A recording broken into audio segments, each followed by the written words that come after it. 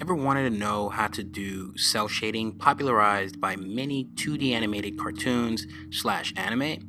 You will be able to learn all the basics, everything you could possibly need, and start your journey in that field, along with learning a couple Photoshop tricks in this video alone. So whytmanga here, and I have partnered with Worthy to bring you this video. They're an app that lets creators like me interact with you guys further, and I'll be answering questions on their app through that new platform that they have, allowing me to answer your questions for a certain dollar amount. However, you guys already do so much for me, I wouldn't be charging a dime. I wouldn't charge you guys a dime. You guys already do so much for me. So to ask questions from me on the app specifically would be free. Again, the app is called Worthy, and you can use the link in the description to sign up and to get more details. All the links you possibly need would be in the description of this video. I will definitely be looking at the questions I get there, and I'll be interacting with those questions, whether they're detailed questions about this video or beyond this video on the app. So check it out. This video would focus mainly on how to color in Photoshop with cel shading techniques and less about how to draw. However, that will be included, and you can kind of view it and just follow my steps visually, like an observational tutorial kind of thing, with maybe the way I'm drawing the body poses or the proportions. But however, coloring is the main focus of this video, but I'll still be dropping tips and tricks here and there in the video. So here in this video, I am just drawing the body, and for the model for this character, I just want to do something very simple, very quick for the tutorial, just so you guys get the point. So I'm going to use my main character of my series, Apple Black, Ciao, and use him as a model for this series, and I also kind of used him as a model for one of my other videos again, so some of you, if you're not new to the channel, would be familiar with the character already. But I use him really because it'll make the tutorial less complicated, because we have to deal with less colors. But once you guys get the point, you can then take these ideas and do more dynamic illustrations and your own illustrations, your own line work. Here, I've tried to make this drawing simple, even though it's not a how to draw a body tutorial. I wanted to do a pose that was simple and where I can actually show you guys, like slowly think for you guys, so you can see my process of like coming up with the pose. So I don't usually have all these lines going on, but just for the sake of the tutorial, I try to make it easier, just in case you want to learn some things on the side when it comes to drawing the body. And here you see like simple tips and tricks on drawing fingers and hands and things like that. If you're interested in me going into more detail with that, you can leave comments or suggestions or requests in the comment section, and I will reserve that for a different video. For this video, I want it to be a little more focused, and I can also link to videos that have me go into more detail on how to construct certain body parts, aka in this instance, the human hand.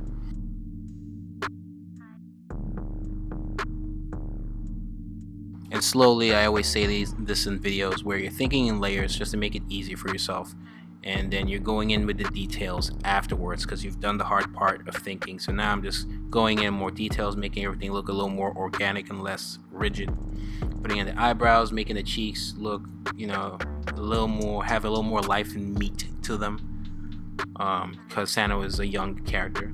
And here I'm just doing the sketch, and the phases are: you go sketch, you do the line art, and then we go into the coloring. And right now we are in the sketching phase.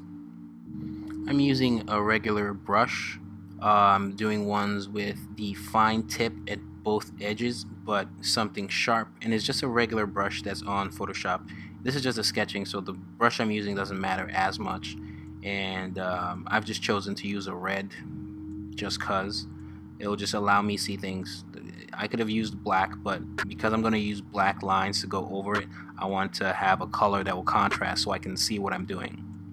Again, thinking layers, I want to have something where the hand, the Erotis hand, is kind of like a powerful hand in the world of Apple Black, and it's doing some sorcery stuff, and his hair is kind of like being affected by, maybe there's a little breeze blowing in the wind, making everything look a little more dramatic.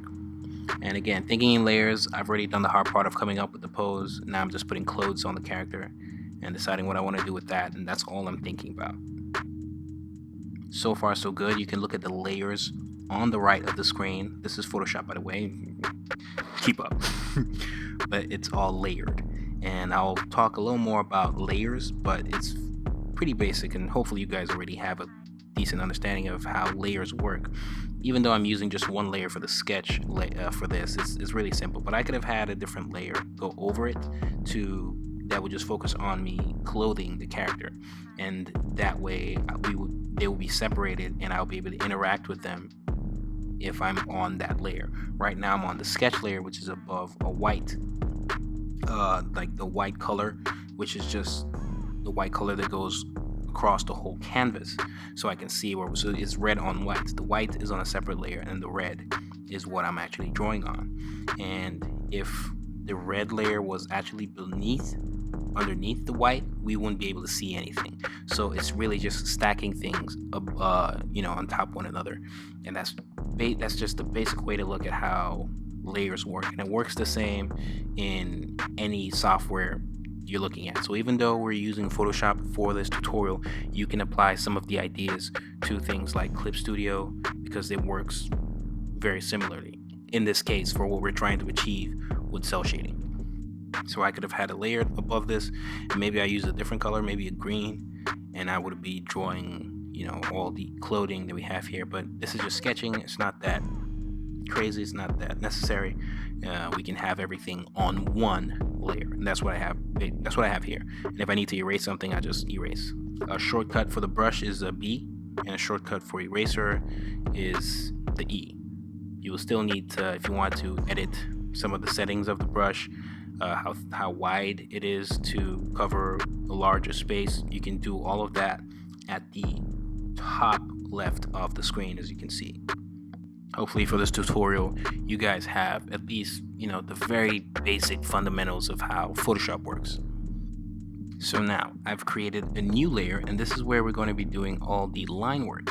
And here you can actually rename these if you want. You can reduce the opacity of an individual layer. I've reduced the opacity of the sketch layer so I can see my dark lines even more. So I want to make sure I'm on a different layer and I'm putting in the lines. It's black lines. I used a regular brush. These come with Photoshop. You don't have to download them anywhere. And I used the one with the sharp edges, not too much feathering. And it's fine endings on each end. Control Z or Command Z is your friend. To be able to undo further, you will need to hold Option Command Z or Option Control Z to just undo even further, because if you just do Command Z or Control Z only, you kind of only be doing a redo and an undo, or an undo and then redo each time. You kind of be going back and forth. But if you continue, if you hold Option Command Z, you'll be able to go even further back. So here again, on a new layer, you can rename those layers. I have not renamed mine, but if you look at it, there's a new layer there. It's layer 2, and this is the line layer. It's for so far, it only consists of me putting in these black lines, and it's the opacity is at 100. The opacity for the layer beneath it, which is the sketch layer, I've reduced that so that I can see the black lines even better. And I'm essentially at this point just tracing, but trying to be a little more finite with it. With the sketch, I'm obviously was very loose. Here, I'm being more defined. I'm taking my times with the lines. I want to make sure they're very smooth. If it's not as smooth as I want following the trace, I either erase it, or I undo, or I erase part of it to make sure it's doing exactly what I want. So for this phase, it takes a lot of patience. So far, all the layers are raster layers, and there's a difference between raster layers and vector layers. But here we're just using raster layers, and to start going into more detail about raster and vector is like a whole nother thing. So I will just reserve that for later. But just so you know, these are all raster layers. But in Clip Studio, you'll be able to draw this with vector, and it makes things a whole lot easier, especially when you want to erase. But for now, forget I said anything. These are raster layers. I'll go into more detail about those and what that means in a later video. I'm being very patient and going over the lines and making sure it looks like one stroke. So I'm trying to emulate what you see in 2D animation, especially with anime stuff, and the whole goal of this video is to recreate that, right? And if you notice, most of them have like just one line, and it's very concise, it's not sketchy, unless that's the style of the anime. So it really depends on the style you're going for. But for this video, we just want to do something basic, so we're doing something standard, almost like knowing the rules before you can break them. So here we're just going to be doing very simple stuff, and we're going to be doing standard stuff that we see in most 2D animated cartoons. If you look at the layer, there is an eye symbol to the left of it, and if you click on that, you can turn that layer off or on. You're not necessarily deleting it, but you're making it invisible. So, and sometimes that might be necessary to see what's going on. The size of the brush is pretty small. For this illustration, it's at a 15, but in some cases you may want to consider making the brush size even smaller. I think in this case it works fine because the canvas is so big. But if you're working on a smaller canvas, you may want to consider using a smaller size for the brush. And you can see it's 15 if you look at the top left of your screen and you look at the little circle, you'll be able to see that the size is 15. As you can see, I've turned it off again. Now it's back on. And that was the sketch layer. Again, sometimes it's just good so that you know you're on the right track.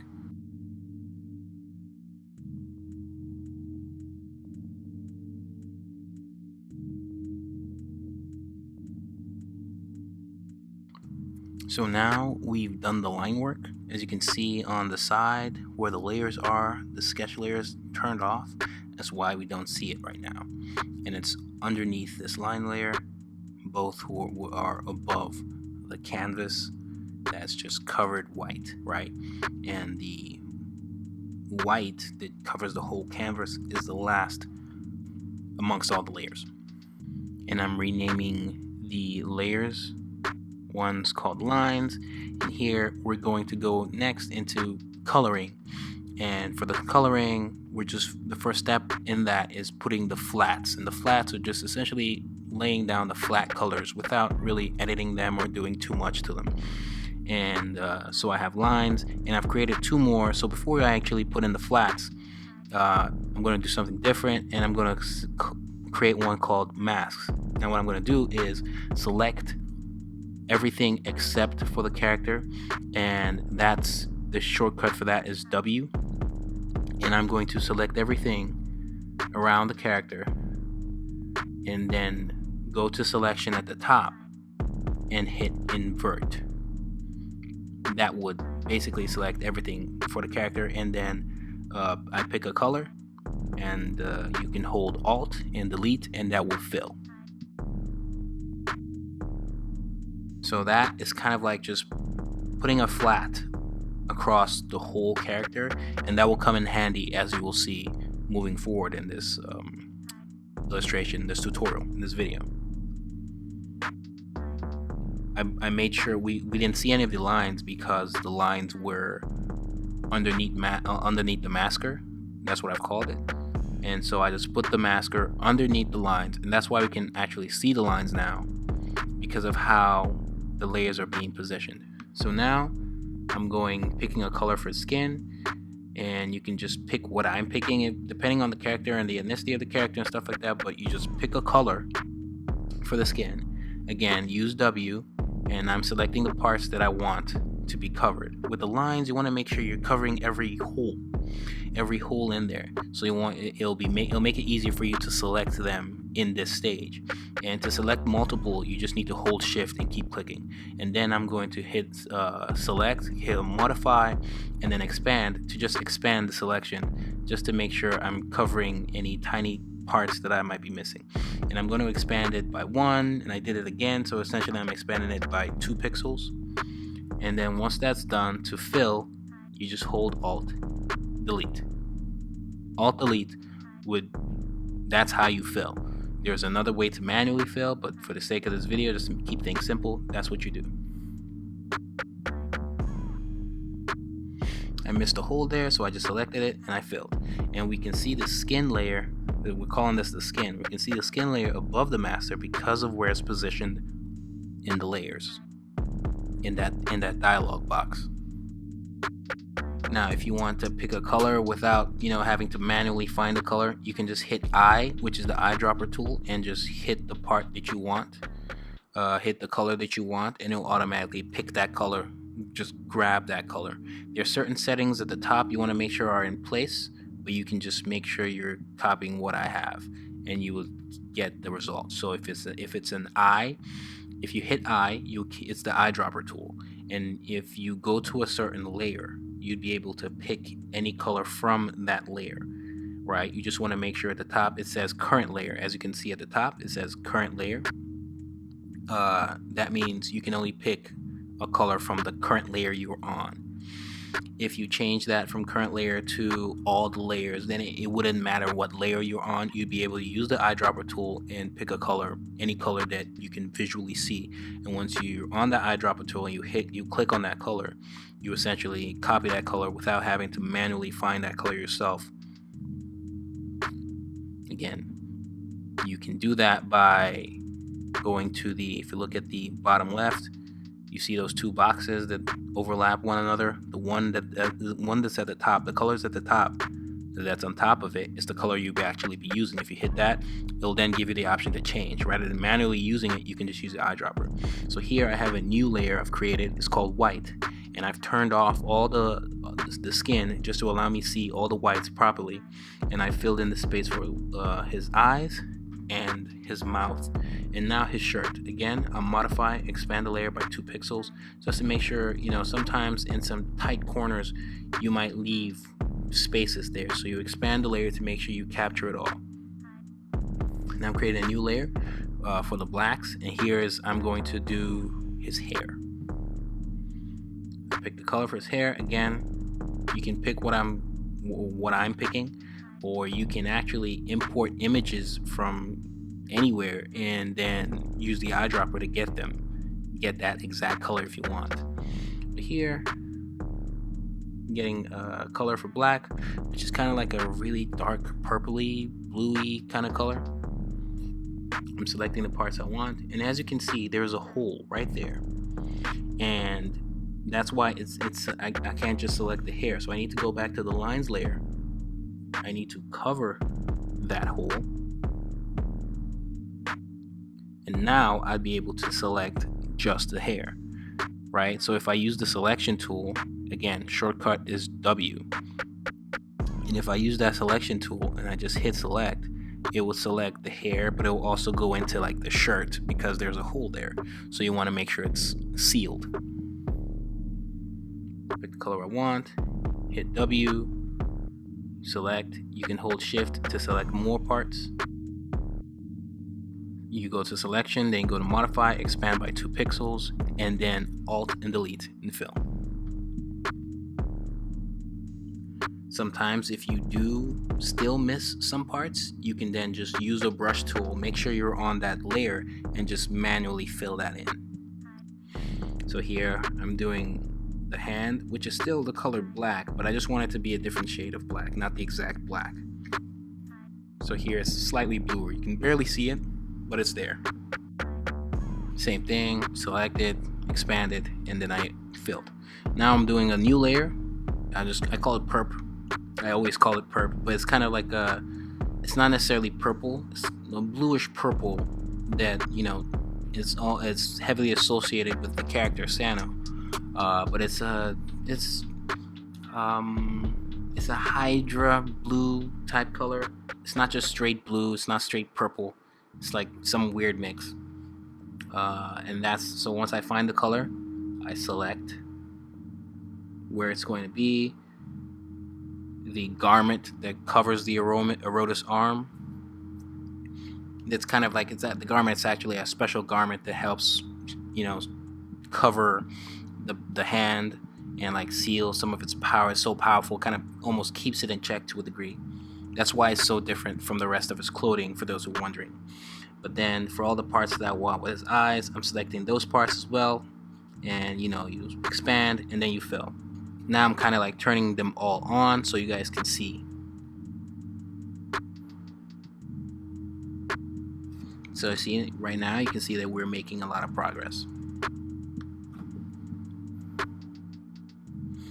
I urge you guys at this stage to look closer and make sure that you're covering all the parts you need to be covered. That every part that needs to be covered should be covered in color. Some people you can get a little mixed up, especially when he's wearing a white shirt, and because of the white background at the back, you wouldn't know that you've not colored that spot. You need to color that spot because it's essentially transparent. You're essentially seeing through his shirt. If I didn't color that part white, it would still look white, but it's only because of the white layer that's underneath everything. So you need to make sure there's a layer that covers all that. And now I just selected all the layers. You can click on one layer and then go under to where you want to stop and hold shift and hit there, and you select everything. And then when you hit the icon that looks like a folder, it will essentially put everything into a folder, and I'm going to call that layer folder flat, and all the flats are in that flat folder, and it will have its own eye icon, and if I turn it off, it all turns off. But this is also for good organization, so it's kind of good practice to have it all in one layer. So now here's another part where we're going to start playing around with the shading, and this is after you know where the light source is coming from. So there's like shadow and stuff, but first I want to give the whole illustration, the whole character, a tone. Like, where is he, how dark is the room, and stuff like that. If he's in a red room, the tone would be more red, and the intensity would be high like red rooms. But let's say he's in a cool environment and it's like dark outside, so we want like a dark blue, right, to represent that. But first I need to select the whole thing, and the way you do that is you go to the masker, you hit W to select all. You want to make sure you're on that masker layer, and you want to make sure at the top you've turned off sample all layers. You've turned that off so that it's only focusing on the layer that it's on. So once you do that,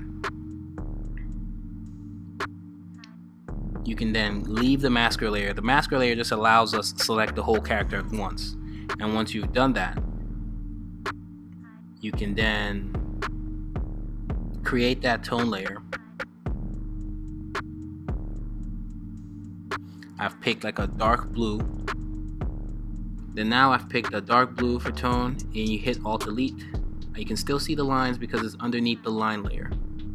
So now on that tone layer, I want to go to linear burn. I want to change the layer blending mode from normal to linear burn, and then I want to play around with the opacity. And I want to reduce the opacity to, say, 10. So he's in a cool environment, just to kind of give everything that bluish tone. And now you can see more contrast in his white shirt versus the white background. So now I've duplicated that layer, the tone layer, but this time, since remember I still have everything selected, I'm just going to delete it all. So now the tone is still there, 10%, but now the shadow layer, which I've just created above the tone, we're gonna, depending on how intense the light source is, you increase the opacity. So for here, I'm just gonna go with a 35%, and you can always change it later. But for now, 35%. And again, the shadow layer is just like the tone layer, but now I've just deleted everything that it covers. It's a linear burn still. It's higher opacity. And now it's the same color, everything. But now I'm just taking my brush and just going over certain parts, and just based off of where the light source is coming from, I'm coloring. And usually for characters, underneath the neck is usually shaded. So that's what we've done here. We're now shading part of the color, part of his garment. And if you see, like, it's all the shading is on one layer. Like, I don't need to create a new layer to shade on, say, a different part of the illustration. It's just one layer that goes above everything. And you can see the shadow layer and the tone layer are above the flats. If they were underneath the flats, you wouldn't see them, unless you reduced the opacity of the flats, which you wouldn't want to do. So to make this whole process quick, sometimes I just create a line of where I want the shadows to go, the parts that I want the shadows to cover. And the lines there are really just to remind myself where I want the shading to go. And then later I can use the selection tool to just select those parts and just fill in with the shadow layer. And you want to use this line to create that contrast, so that Photoshop can read where those contrasts are. Honestly, the best way would be to even turn off the flats throughout this process, which I will do eventually, because it makes it easier for Photoshop to read when you're selecting. Because sometimes when you have them on, as you can see, like the lines for the shadow are so similar to the blacks in his hair. So if I just left things as is and I tried to select, it wouldn't read properly. Like, the contrast needs to be high. And if you don't understand what I'm talking about, with time you will. For now, you can just follow along in the process. Even the lines in the hair are difficult for me to see, so it's best to actually turn off the flats. It makes you see things a little clearer, which I will do eventually. I used the same technique when I was doing the eyes. I just used the whites to just create that space, and then I selected the parts where I wanted the whites to cover for the whites in the eyes.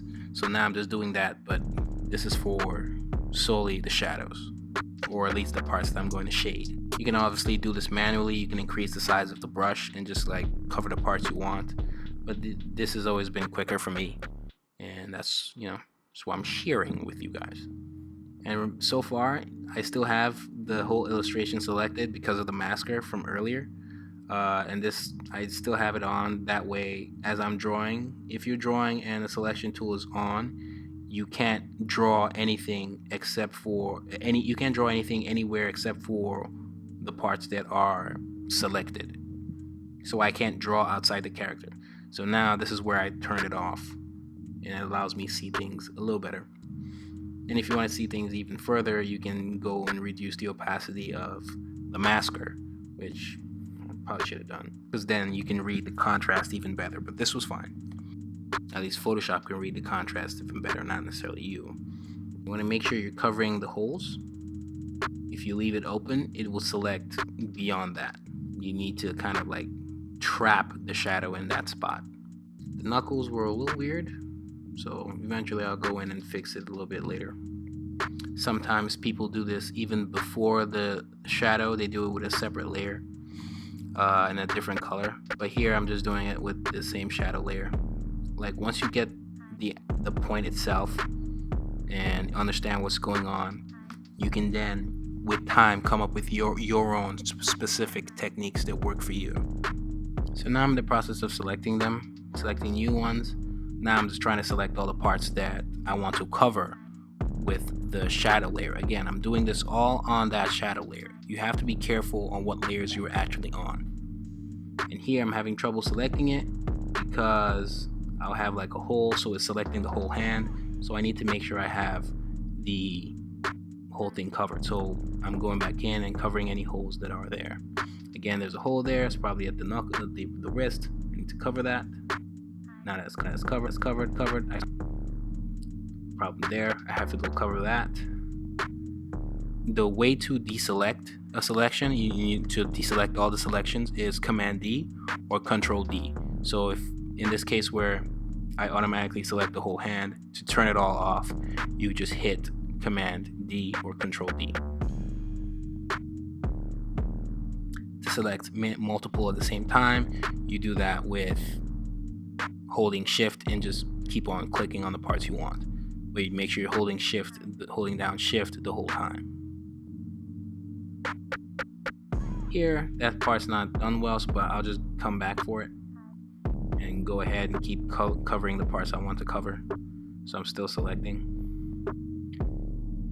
You'll be more accurate in what you're selecting if you zoom in.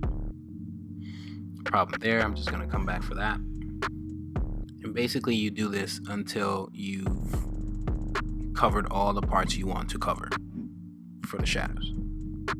See, now I just did the Alt Delete and cover the parts. Then for the other parts I haven't covered, I'll need to manually go in there, fill in the spots, make sure I cover any holes and select, expand by 2 pixels, and then Alt Delete. And I'll go in and do that for all the other parts that I missed. In this case, usually, maybe depending on the light source, you might want to shade underneath the nose or underneath the, part of the teeth, like the top area, or underneath his lips, like his lower lip, or even all of the upper lip may be shaded. But it's completely up to you and what style you're going for. Here I'm manually even filling that spot. It's a small space. I don't need to fill it in. I can just use the brush, increase the size of the brush, and cover the parts I want to cover. Again, this is all on that shadow layer, so I'm kind of just erasing and brushing at this point. Because once everything is done, it's kind of good practice to kind of go around, look at the whole illustration, and fix parts that look a little funky. And now I've turned back the flat layer on, so now it's on. As you can see, for the most part, in some cases, for cel shading, we're done, right? But I'm gonna go ahead and show you some other things that make things, look even better. See, I'm increasing the size of the shadow layer. The higher the opacity, the more intense it is. Or you can just turn it off altogether, because there are some animations that actually don't do that much shading like this, where everything seems a whole lot more flat. It's almost like they just left flats in there. An example of this would be Last Man. I believe that's what it's called. But in some cases they do utilize cel shading in there.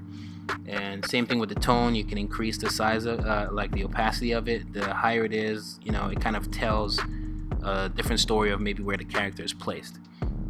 So I'm gonna leave that tone at 10%. Again, we wouldn't have picked the blue if it was in a dark room. We wouldn't have picked blue if he was like close to fire. We'll probably pick something like a yellow if he was. It depends. There's several factors into how to color and color theory, and like things about how to color a character based off of the environment. And I feel like that's a different video. But for now, this is just how to apply certain things. And go ahead about that. Now I'm going to change the brush shape, so I'm going to use something similar to the shape we've been using all along, but a little more fluffier, a little more feathers, and it's a different layer, a new layer. I'm going to call it Highlight, and I'm going to actually have that layer above the lines, and just to create a shine in the character's eye. It just gives the character a little more life. And with all these things I'm showing you, you can come up with your own techniques and your own things and your own ways to give characters life and things like that on your own.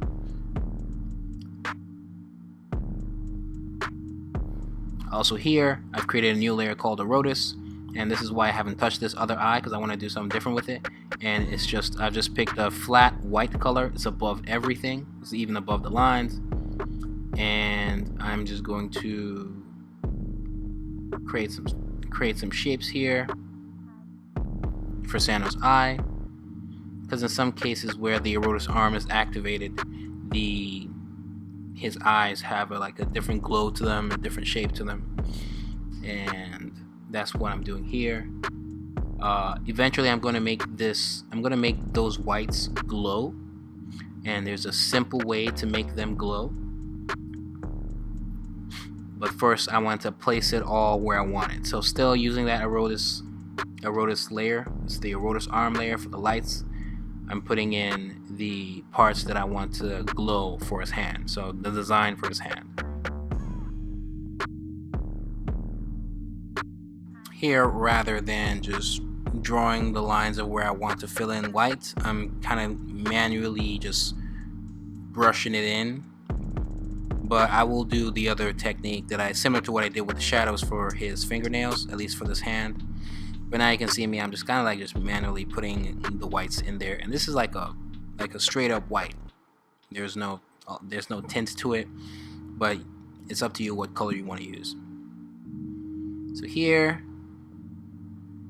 again, going over it and making sure I'm not leaving any holes for when I want to select it later.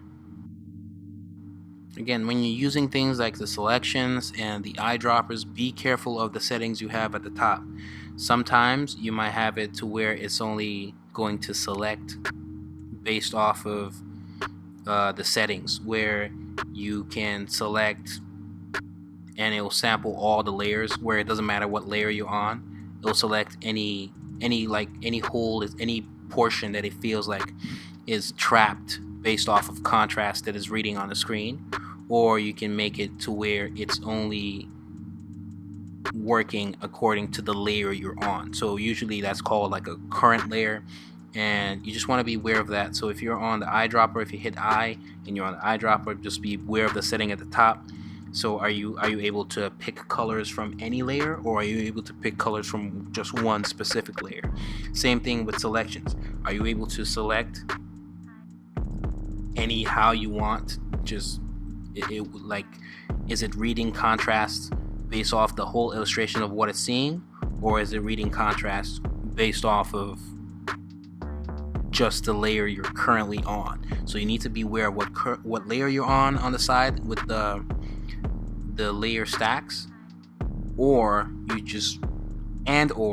need to be aware of the settings of the tool you're using. And usually, regardless of what tool you're using, the settings are at the top. Now when we're done with that, we double click on the layer. When you double click on the layer, right, not where the words are, just on the side of it, right? And once you do that, you just go to outer glow, and once you hit outer glow, you'll be able to pick on the color you want to glow off of that. And I want something a little bluey, again similar to purple. And once we're done, you can play around with the opacity. You can play around with the size of how the glow would expand from all these whites, as you can see on the side. So once you play around with the settings, you'll be able to get what you want. And these are basically called the layer effects. So you double click on the layer, not the side of the words, but like just on the layer somehow, in some part of the layer, not the image or the words, but the layer, and you'll be able to get the effects. And this is where you can give things stroke, outer glow, inner glow, drop shadow, and all sorts of things. And I've changed the layer at the bottom from white to a red, so we'll be able to see exactly what's going on a whole lot better. So here on that layer, even while I'm on that layer, the effects of that layer still hold, right? So now I'm going to change the color because I just changed it to red, so it's kind of like red. So I'm figuring out what's going on. But when I change it back to white, you'll see that anywhere I write, it just automatically has that glow, because that layer has that effect. So everything on that layer is going to have the same layer effect. His eye has the glow, his arm has the glow. I can make the glow more intense, I can make it spread more, I can increase the size, I can give the whole arm a drop shadow if I want, but that's not going to make sense because that's not what we want.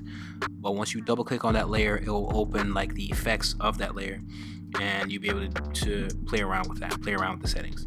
In some cases you can, not even some cases, you can also copy and paste the layer settings onto a different layer, but in this case we don't need to do that. But if you needed to, you would just need to right click on that layer, and the option will be somewhere where you need to like copy the layer effects, and then you can go to another layer, right click on that, and there'll be something there to paste the layer effects.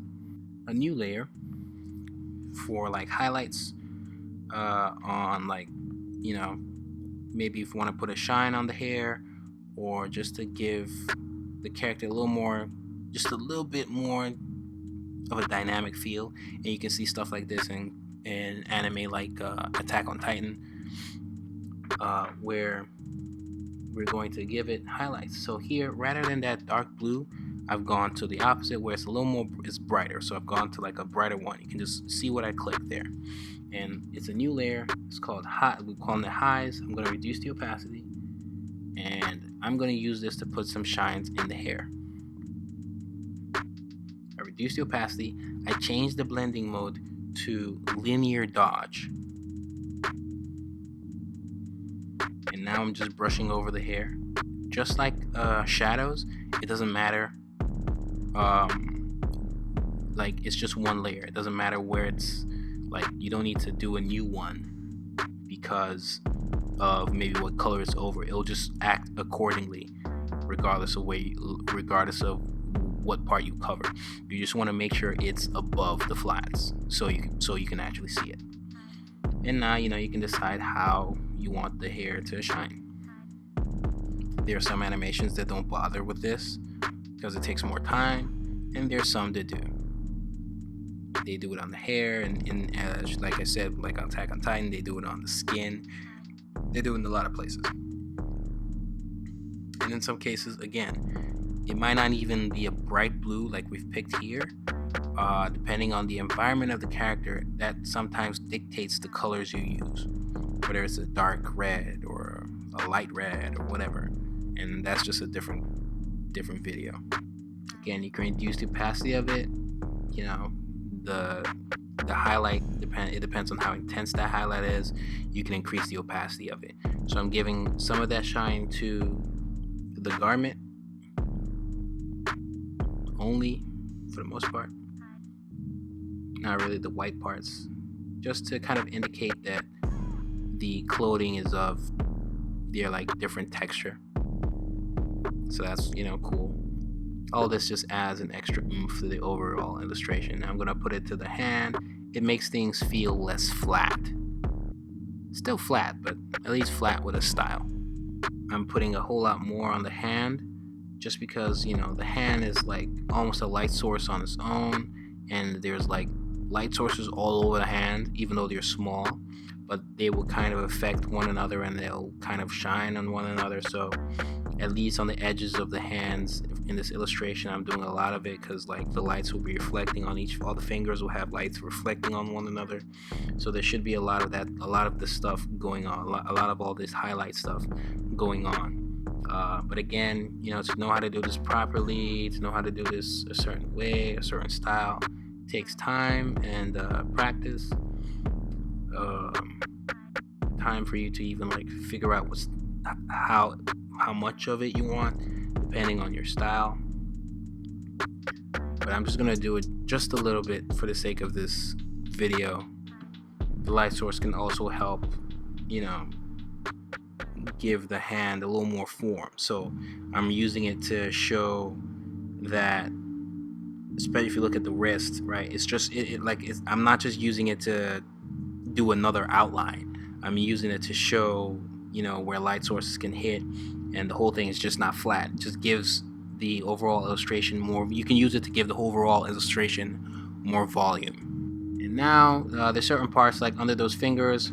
I'm gonna use like a airbrush, just delete part of it because I believe maybe a little too harsh, and I'm just brushing over parts of it, giving it almost like giving the shadows almost like a gradient feel to them. And then speaking of a gradient feel, again, I use the masker to select the whole illustration. You want to make sure that the sample all layers is off when you do this, and then I can turn it back on later. But then I create a new layer. I gave it the linear burn. I reduced the opacity. I picked like a dark color as usual. It's almost like giving it a different tone, but here I'm doing a gradient. And the shortcut for this is G. In some cases, they'll give you either the gradient or a paint bucket tool. So if you go to the tool on the side, you can see it's highlighted as gradient tool. If you hold on it, it will then give you the option to change it to a gradient. And then I'm just, putting a little gradient on it. It gives the whole illustration a little more life. And then finally, here's the last thing. that I usually do, or animations usually do, and this is like usually done in the compositing stage, not so much when you're animating or doing the illustration itself.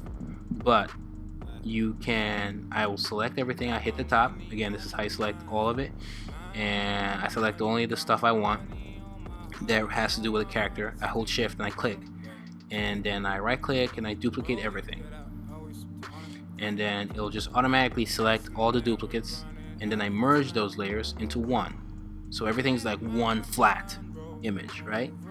And then I duplicate that new layer, and then again it's selecting the new duplicate of all the duplicates like squashed together, and then of that new flat, I select the whole illustration. I go up to the top to filters. I go to blur, to the Gaussian blur, however the thing is pronounced. I pick how much I want it to be blurry, and then once I'm done with that, I change the blending mode from normal to lighten. And then you usually see stuff like this when the anime is doing like, memory stuff, where maybe the character is remembering something that happened in the past, but it's always there. It's just the opacity, how intense you want it to be. So here I'm going to make it like 30 or less, and it just gives the overall illustration a smoothness to it, where it's just easier on the eyes, and just lets everything be a little less rastery and liney and like arty, and it looks, basically this is also done to replicate more of that feel that you see in anime, like that anime look, you can say. And guys, that is it. If you're interested in checking out my books, shout out to everyone who already has Volume 1, Volume 2 of Apple Black are currently out, published and serialized on Saturday AM. All the details you could possibly need, including my social media, Twitter, Instagram, all that good stuff, which are growing pretty well, by the way. So shout out to those who are checking out my social media and checking out my books, which are still selling. Again, I appreciate all the support I get. Maybe interested in commissioning me and things like that. Links to everything you could possibly need will be in the description below.